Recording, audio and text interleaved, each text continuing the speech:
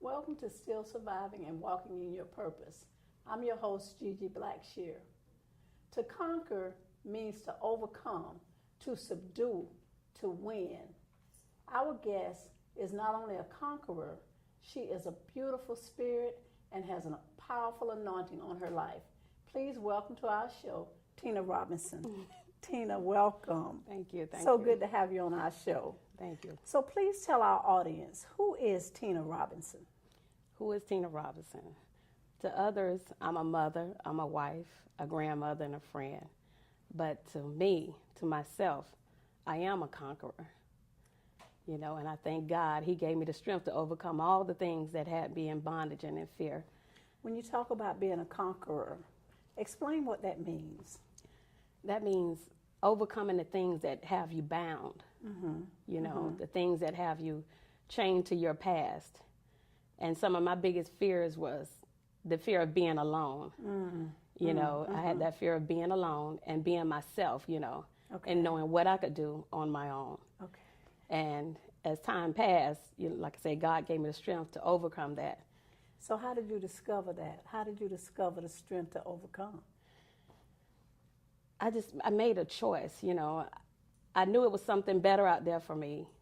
And I knew I could do what I wanted to do. It's just I had to get over that fear, you know, and take a chance and step out on faith to see that I could. Share with us your survival story. Well, first of all, I was a victim of child molestation.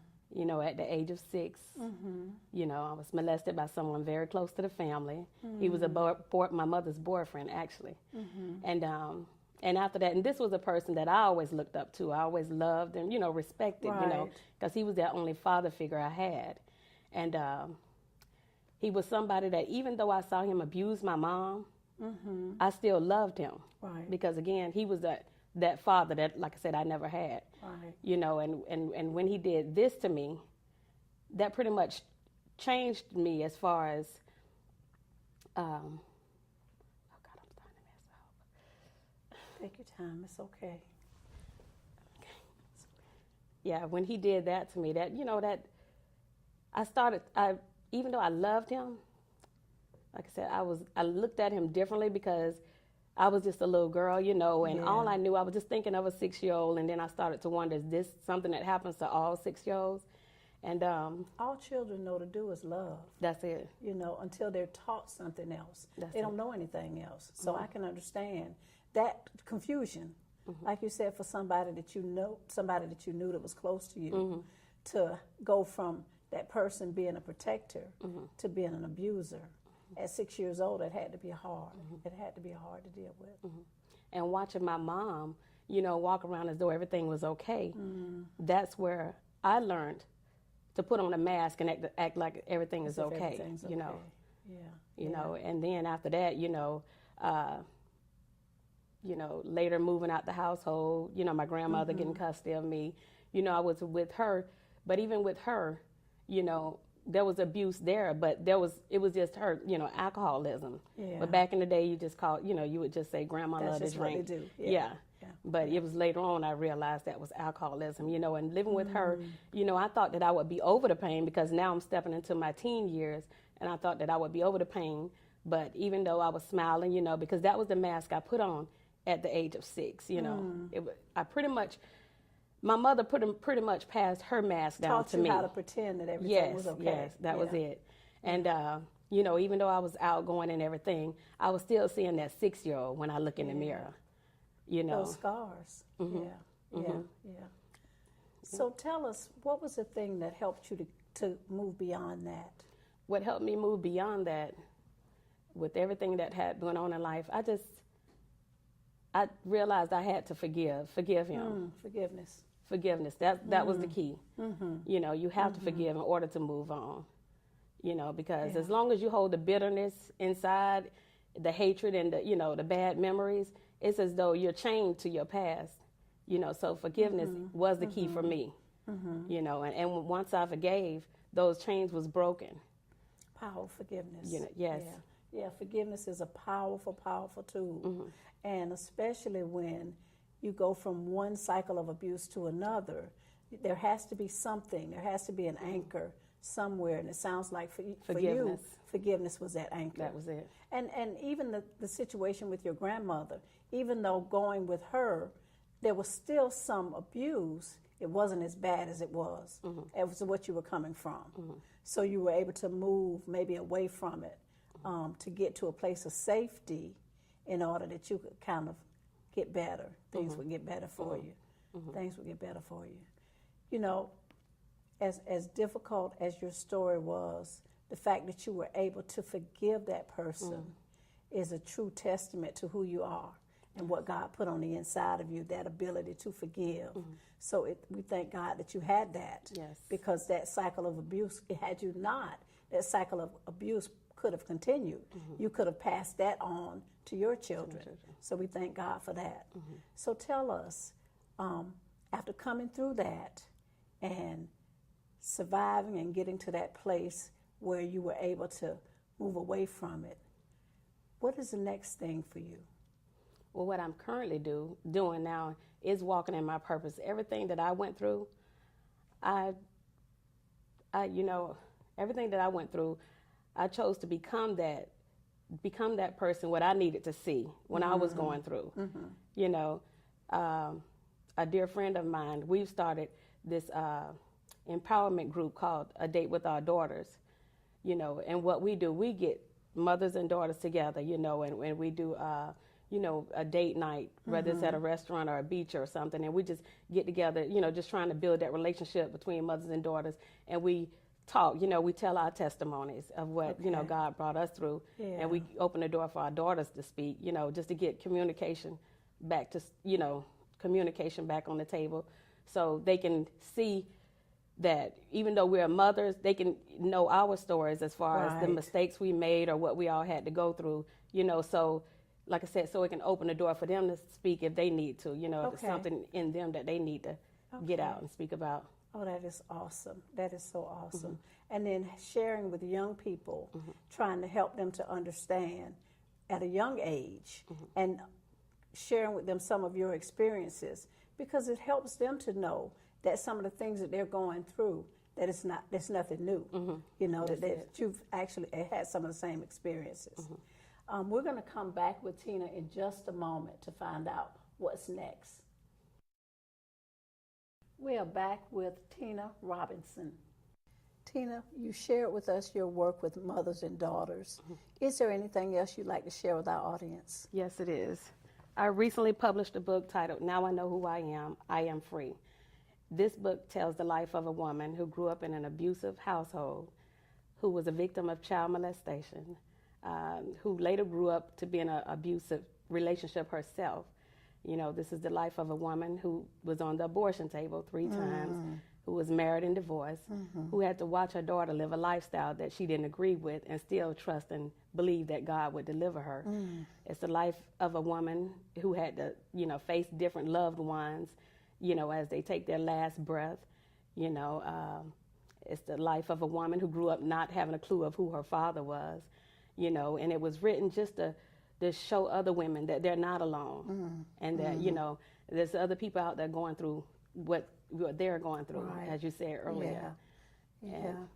You know, there's a scripture that says all things work together for good to those who love God and are called according to his purpose. And it says all things. It doesn't say all good things, but all things. That means the good, the bad, or the ugly. All of those things work together for our good. And when you get to the place where you can share those things, those hurtful things, those painful things, those things that have happened in your life, when you get to the place where you can share them to be a blessing to somebody else, that's when you know that healing has taken place. That's when you know that true deliverance has come, because somebody else is out there going through the exact same things that you may have experienced. They don't know that they can survive.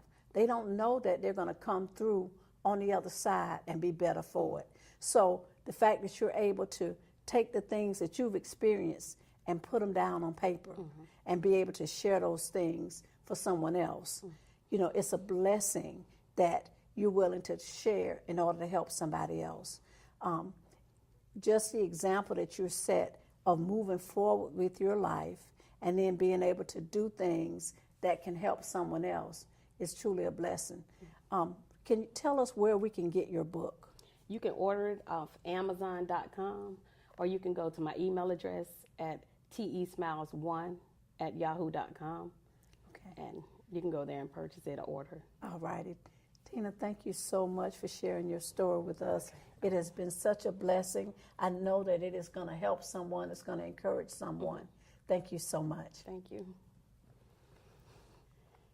Next, we're going to hear from Dr. Mia Wilson with some additional resources. Welcome back to Still Surviving and Walking in Your Purpose. We are here with Dr. Mia Wilson. Dr. Wilson, welcome back to our show. After listening to Tina's story, what kind of resources could you provide for us, for someone that may be dealing with an abusive situation? We know that from Tina's story, her abuse started as a child, as a young child. Are there some resources that you can provide that might help someone that may be going through something like that? Yes, thank you, Gigi. There's several resources we have in our city. We have the women's group. Sometimes, even if you have abuse as a child, a lot of times we keep it a secret, Right. and that secret just continues to keep growing, and sometimes it becomes a family secret, and it continues, we carry that throughout the years, and it starts affecting us even in adulthood. As adults, right. And so we have like the Women's Center that you can, that holds different types of support group, getting involved in an empowerment group for women. We have a lot. There's several that are on the meetup groups, some that are in churches and ministries, conferences. Also, getting involved in counseling.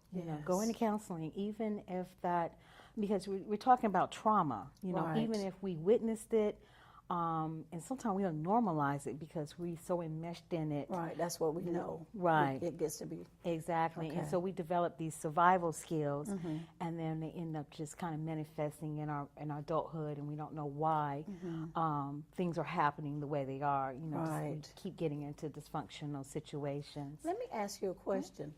For a child that is being abused, do you think that at times there are other people outside the home that may be able to intervene?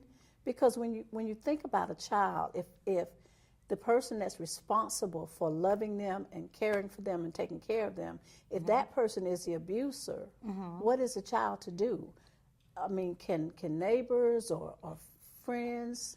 Well, this is where it comes to that it takes a village to raise a child. And so you have teachers, you have coaches, you have other family members. If they see something that's not right, something that's not going on, a lot of times you have mandated reporters, you have that need to contact Department of Children and Family, and it's mostly about safety, providing safety for that child, and making sure they're getting, away from that abusive situation. Okay.